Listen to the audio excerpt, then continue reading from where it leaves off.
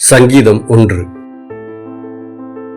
துன்மார்க்கருடைய ஆலோசனையில் நடவாமலும் பாவிகளுடைய வழியில் நில்லாமலும் பரியாசக்காரர் உட்காரும் இடத்தில் உட்காராமலும் கர்த்தருடைய வேதத்தில் பிரியமாயிருந்து இரவும் பகலும் அவருடைய வேதத்தின் தியானமாய் இருக்கிற மனுஷன் பாக்கியவான்.